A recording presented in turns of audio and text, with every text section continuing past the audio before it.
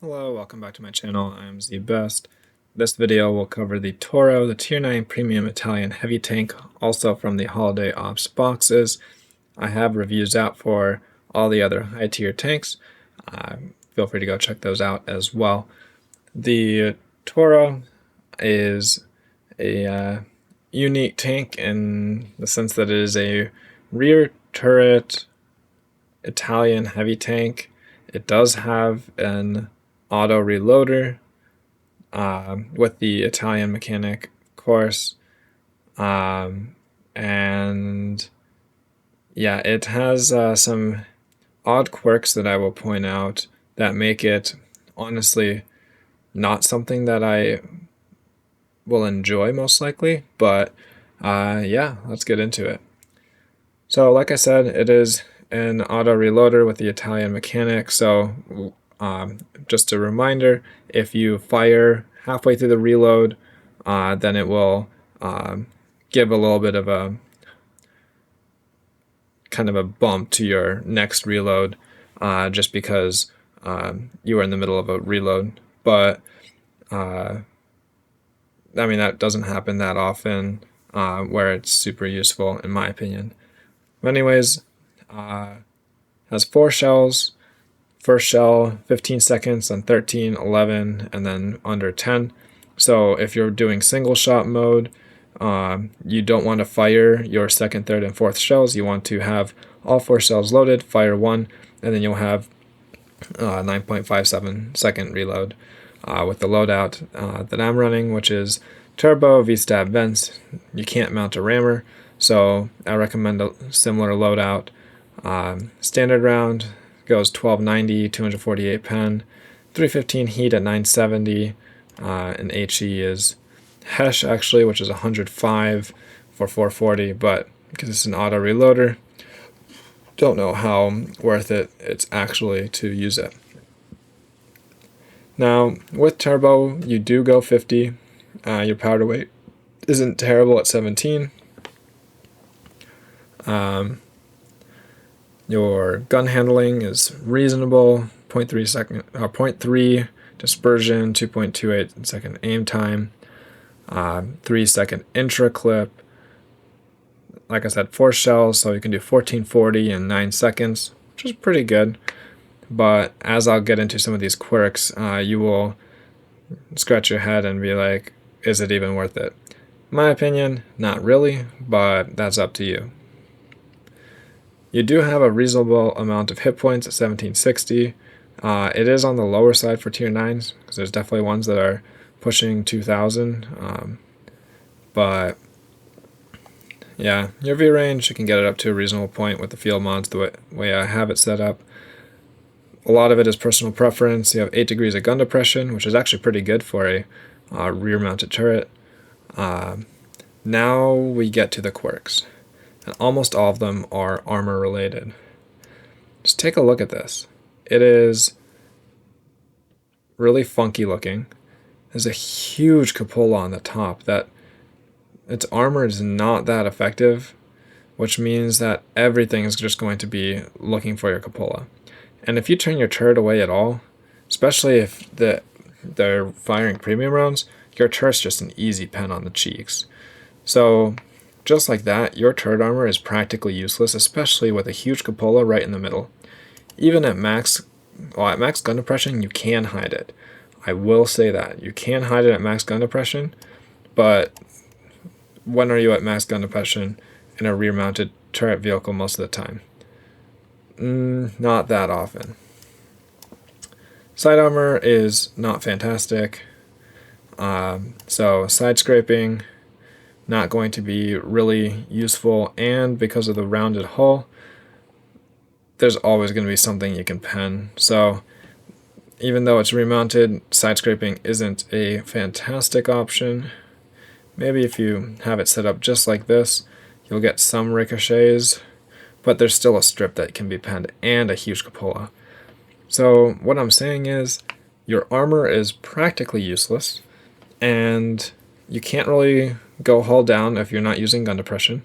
Oh, and look at this. You just have, like, if you have pen, like 300, this is an easy pen over here too. Like, you can't side scrape, you can't go hull down without using your gun, unless you use your gun depression. It's rear mounted, so you can't play certain positions very well. And because you can't side scrape using rear mounted, it just doesn't really have a place. Like, I don't know how one's going to play it consistently.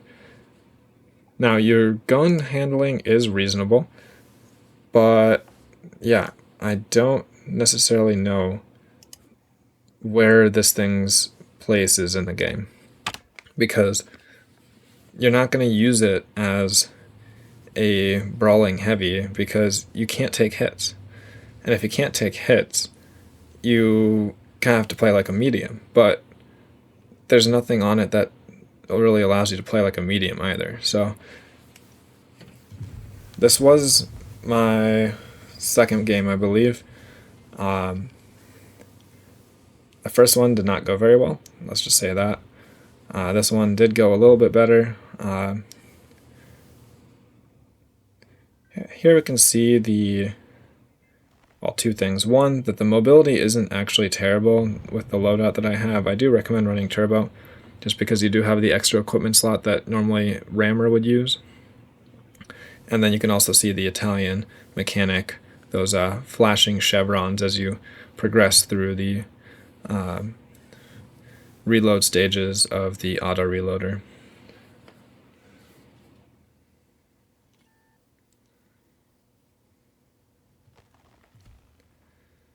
I'm pretty sure I was distracted playing this game as well, so there might be times where I look like I tab out because I most likely was.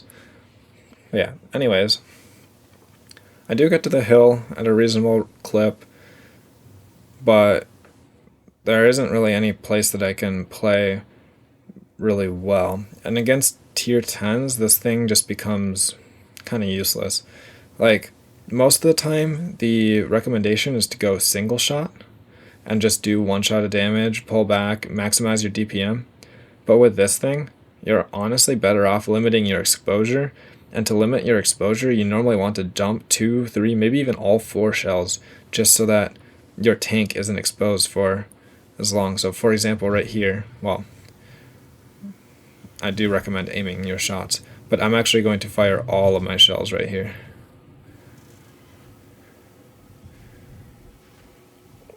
So just like that, I did lose 700 hit points, but I did do 1100 back. That's kind of how I think this tank will play. Like, it'll probably play more like an autoloader than an auto reloader, which is...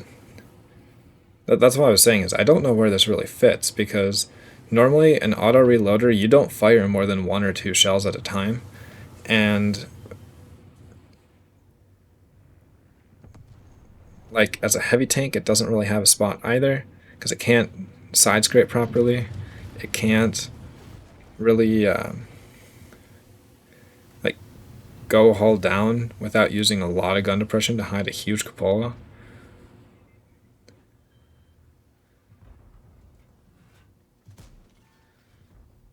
So I missed the easy shot, and then I hit the hard one. RNG taketh away, and then RNG giveth right back. Yeah, so 1400 damage, just kind of chilling right here. I'm waiting for my last shell.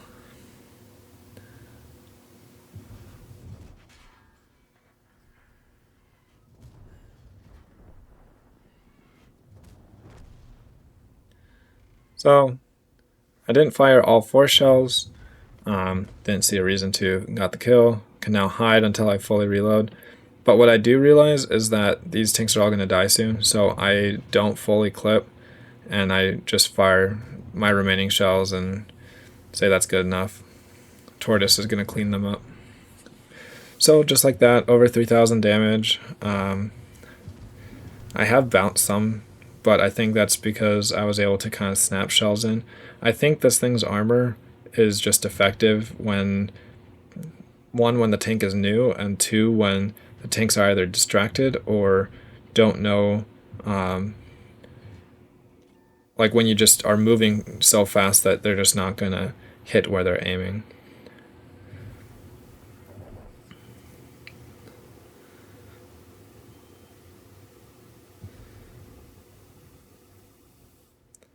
So here's the mobility again. It does kind of have like, tier 8 or tier 9 Centurion mobility, so reasonable but not like super special. Now, I do make a mistake here because I expect the KPZ to be somewhere else, and then I find him to be in a spot that is kind of a problem for me. But luckily, KPZ wasn't very good, so I was able to escape. Yeah, so I have 3,500 damage. I get almost 1,000 on the Scorpion for spotting.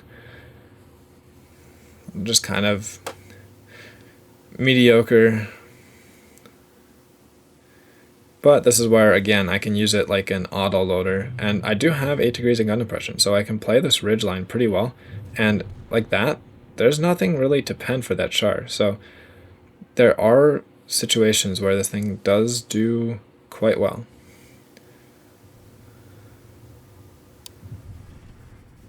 And at this point, I also know that I have to fire all my shots. Otherwise, I'm not going to get any more damage. So I fire all my remaining shells, and yeah, that's that.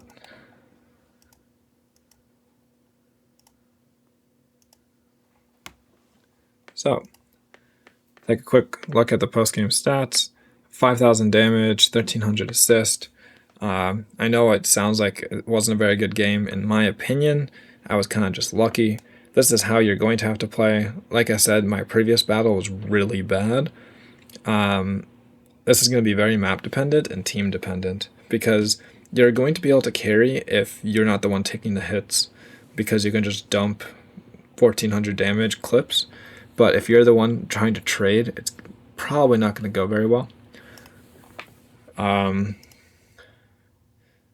Yeah, I mean, it is technically a premium, but firing all those heat shells really expensive.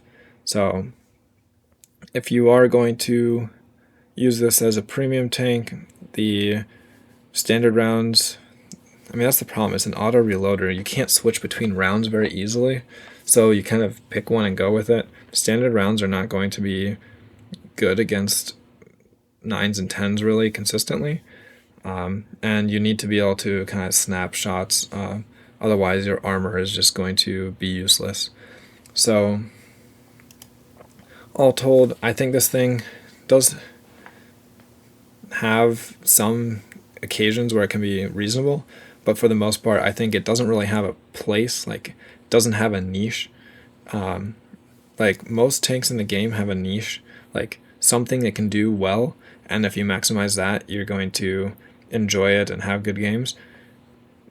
I'm struggling to find where this thing is good, because honestly, they could have just made this a straight up autoloader and it would essentially act the same way as I'm playing it, because I don't think as an auto reloader you're able to maximize that capability because of the lack of armor and just the way that the tank is laid out, with it being rear turreted and no real armor to side scrape.